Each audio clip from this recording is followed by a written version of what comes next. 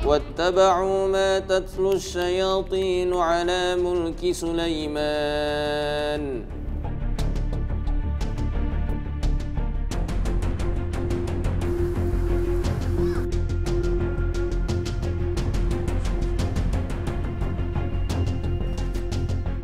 وننزل من القرآن ما هو شفاء ورحمة للمؤمنين.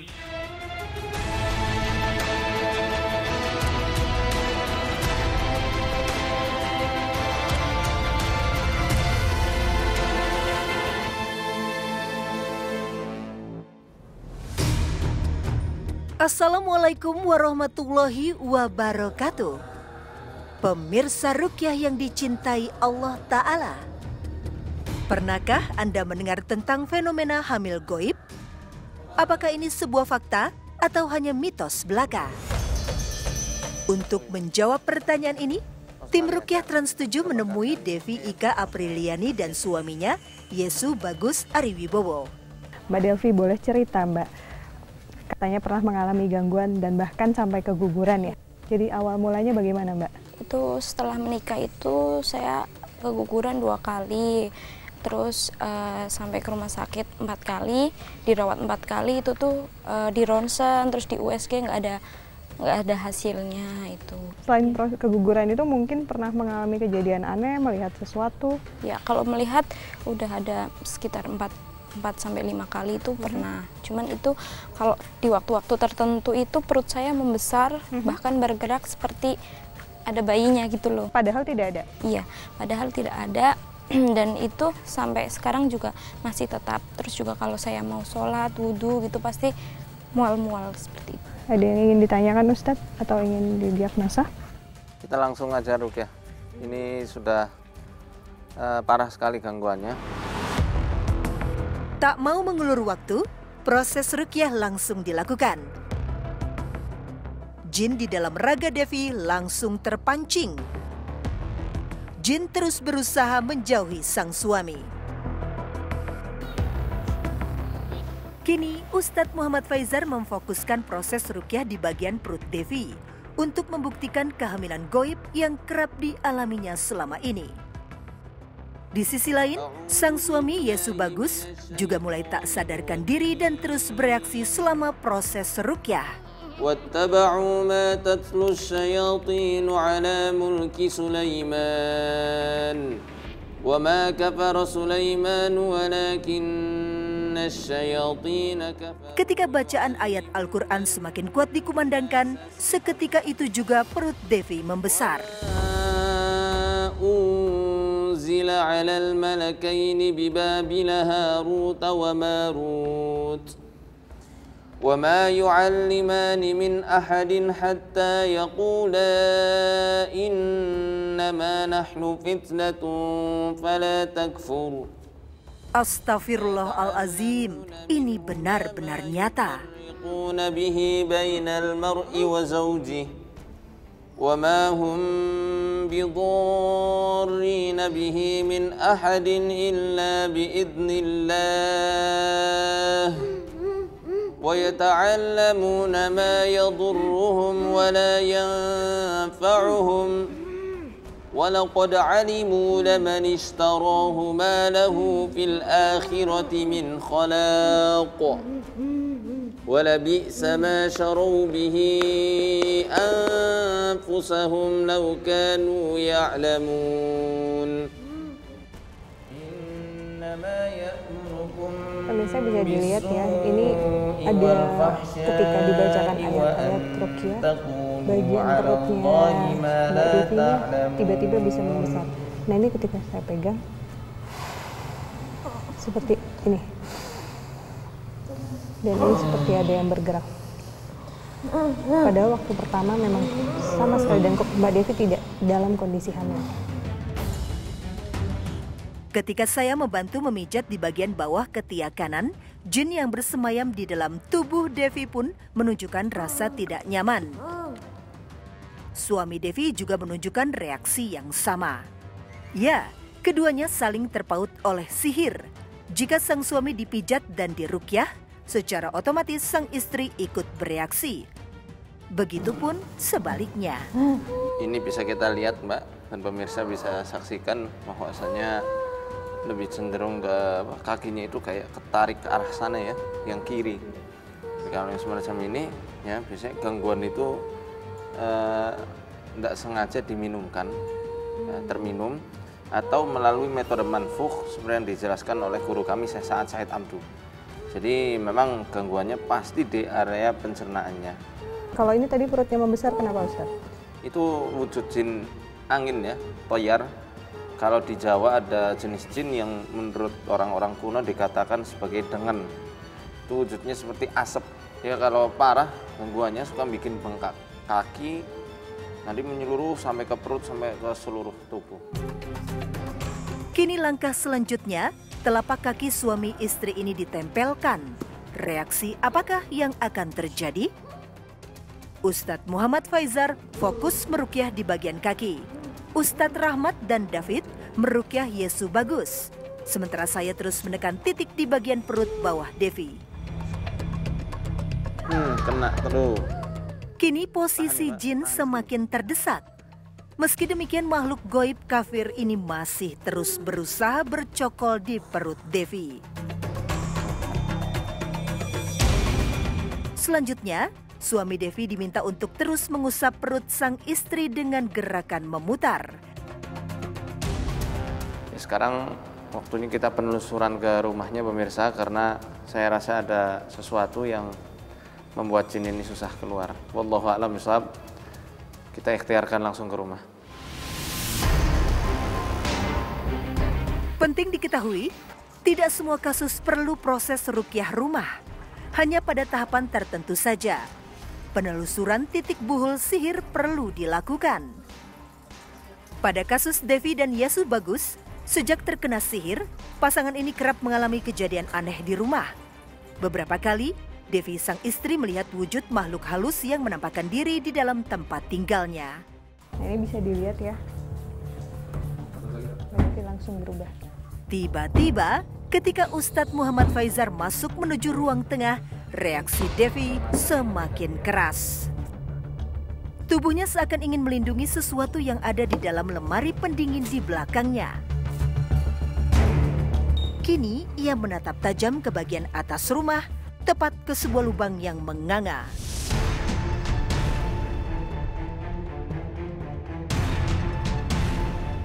Kesadaran Devi kembali diambil alih oleh jin fasik.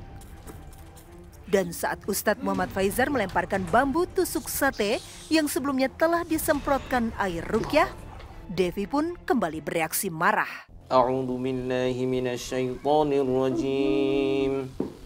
Falamma alqaw qala Musa ma ji'tum. Melihat Devi yang tak sadarkan diri, Ustadz Muhammad Faizar kembali merukyah wanita yang tinggal di Sukoharjo ini lewat media sang suami. Kali ini titik jin semakin jelas. Innallaha sayubtiluh. Innallaha la yuslihu 'amalal mufsidin.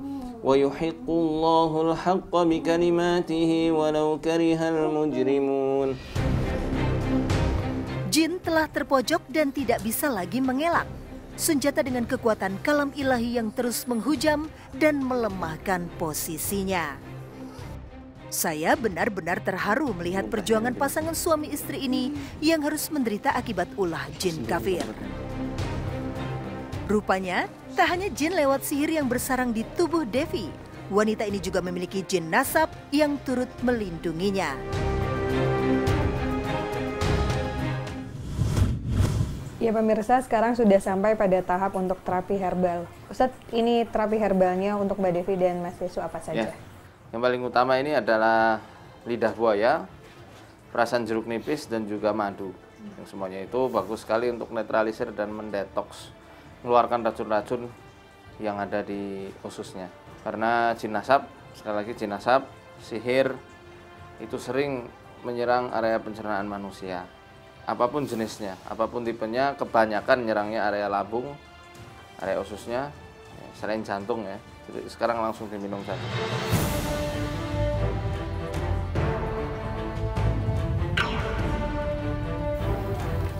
Karena itu cepat efeknya itu, maksudnya nyerang yang selama ini sering bikin kembung di perut. Ini untuk menyempurnakannya, insya Allah kita akan terapi berendam dengan air belerang pemirsa. Dan kita langsung ruqyah di sana saja. Terapi kolam sulfur menjadi tahapan selanjutnya yang harus dilakukan oleh pasangan suami istri ini. Sang suami Yesu Bagus sebenarnya adalah pusat target sihir yang langsung diruqyah oleh Ustadz Muhammad Faizar. Ya, jika terlihat oleh orang awam, Devi memang tampak yang menjadi pusat sasaran jin zolim. Tapi faktanya, Yesu Bagus menjadi tujuan utama sihir agar tidak bisa menjalani pernikahannya dengan tenang. Wallahu alam bissawab. Derajat panas dari dalam kolam sulfur memang begitu menguras tenaga. Di sisi lain, bagi Devi dan Yesu Bagus, kolam ini semakin menyudutkan posisi jin yang bercokol di dalam diri mereka. Jin ular yang selama ini membuat tubuh Devi gatal-gatal adalah salah satu target yang ingin dilepaskan dengan cara berendam di kolam sulfur. Selain dengan dorongan hangatnya air, kini saya membantu menekan bagian perut Devi yang menggembung. Gerakan kaki yang masih berada di dalam kolam akan menjadi titik kunci luruhnya sihir yang selama ini menghantui hidup Devi. Seiring hujan yang turun menjadi rahmat bagi semesta alam, azan pun dikumandangkan oleh Ustadz Muhammad Faizar.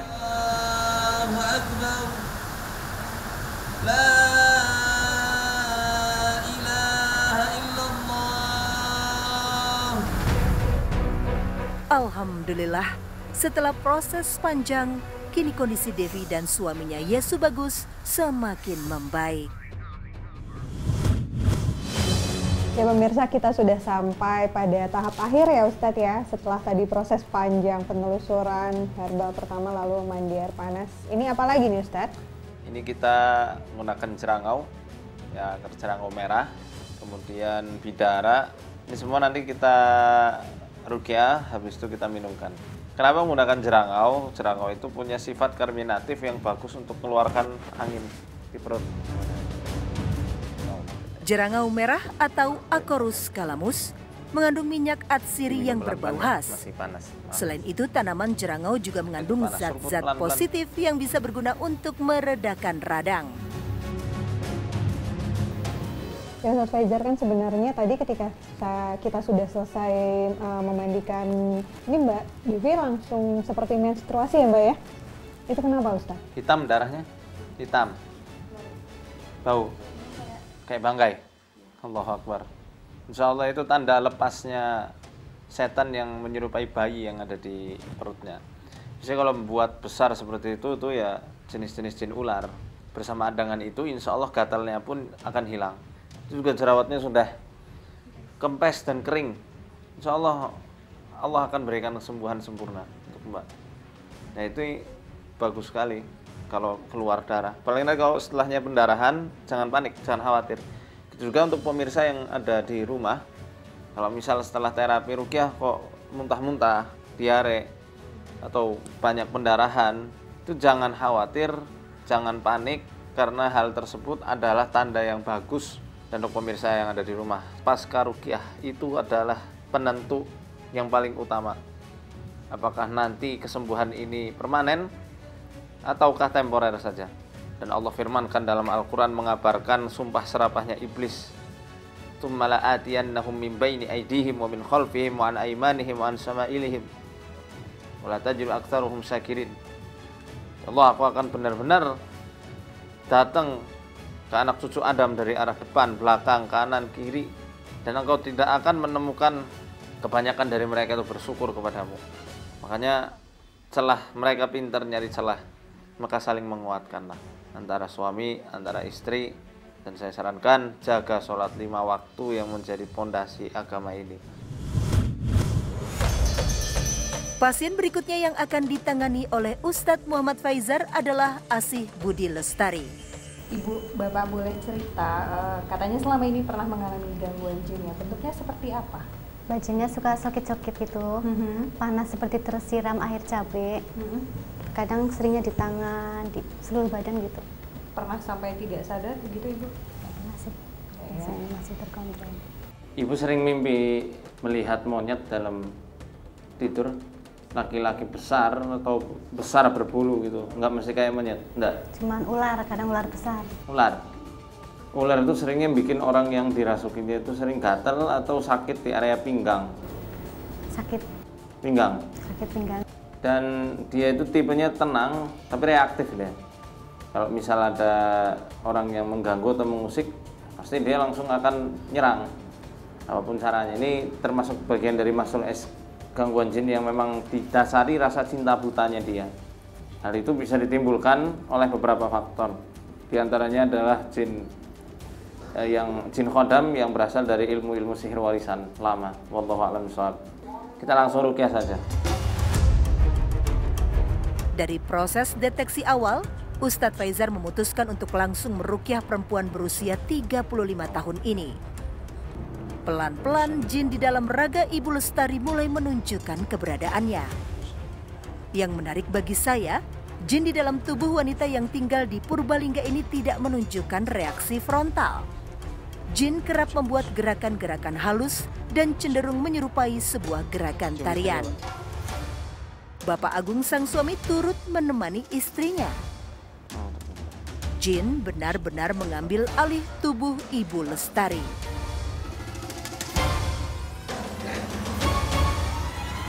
A'udzu billahi minasyaitonir rajim. Hamim. Tanzilum minar rahmanir rahim. Kini, lihatlah tingkah jin yang bersemayam. Bagaimana ia mendengarkan bacaan Al-Quran dengan begitu tenang. Basyiran wa nadhira fa'arada aktsaruhum fahum la yasma'un. Posisi yang semakin terpojok membuat jin mencari berbagai cara. Lihatlah, kini ia mencoba memanggil saya. Tiba-tiba Ibu Lestari berdiri dan menuju bagian depan rumah. Ia menunjuk ke suatu sudut. Apa itu?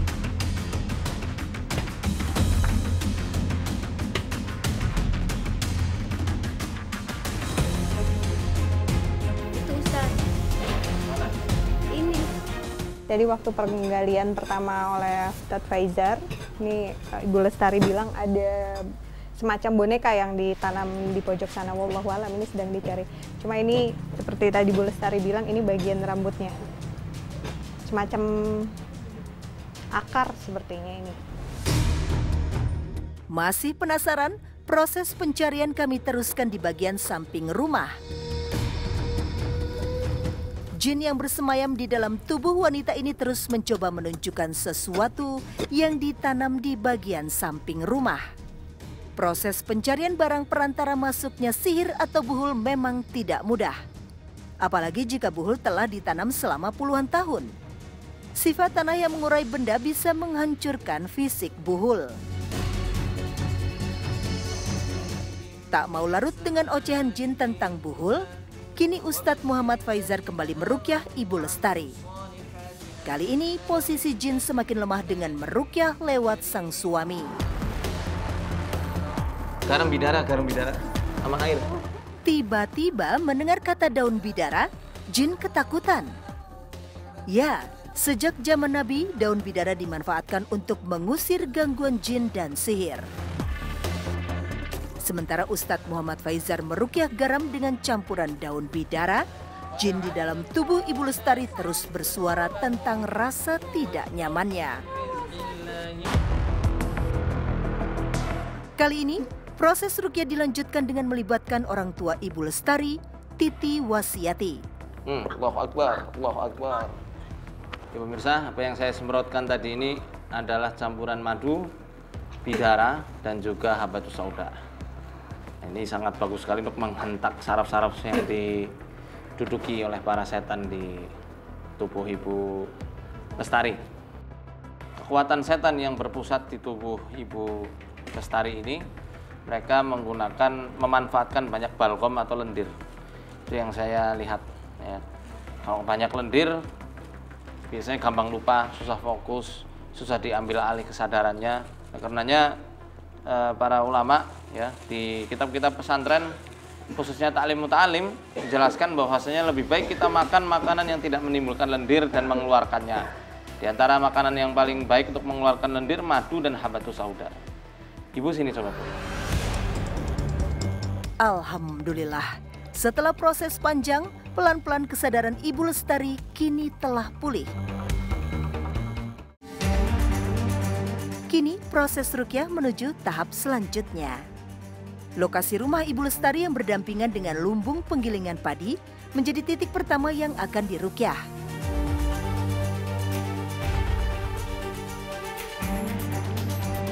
Tiba-tiba, tangan Ibu Lestari kembali bergerak dan menunjuk ke sebuah sepeda tua.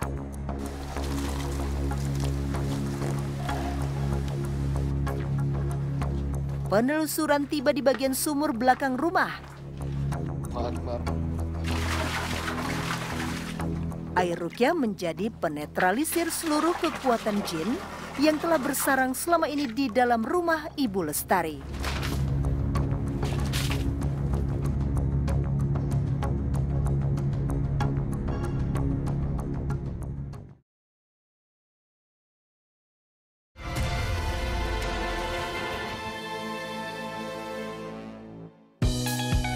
Pemirsa, untuk menyempurnakan kesembuhan Ibu Lestari, kita akan mendinginkan tubuh beliau yang panas dengan menggunakan tomat, wortel, serta daun kelor. Kombinasi jus buah tomat dan wortel memang telah dikenal baik sebagai asupan tubuh, tak hanya dalam kamus ruqyah. Faktanya tomat mengandung unsur baik yang bisa bermanfaat sebagai anti kanker. Sementara itu, wortel dikenal kaya beta-karoten serta serat yang tinggi. Selanjutnya kita bacakan ayat-ayat ruqyah. Ini surat Al-Fatihah, ayat kursi, Al-Ikhlas, Al-Falaq, dan An-Nas. Al-Ikhlas, Al-Falaq, dan An-Nas bisa kita bacakan 3 kali, sedangkan yang lainnya cukup 1 kali.